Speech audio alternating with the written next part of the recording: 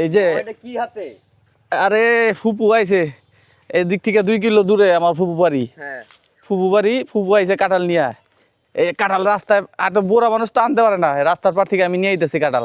বড় আছে? হ্যাঁ বড় আছে, পাকাও, ঘ্রাণ বেড়াইছে, ভালো ঘ্রাণ বেড়াইছে আর কি।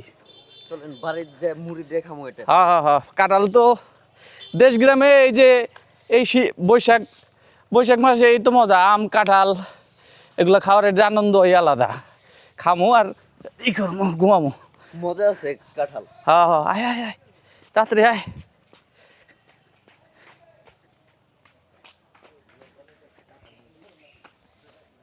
আয় তাড়াতাড়ি আয়, দেরি হয়ে গেল। চলেন চলেন। পাকা পাকা, হ্যালো ভাঙ্গা খাবি এখন, যা ধর, ধরে দেখ মিষ্টি পাকা আছে, যা।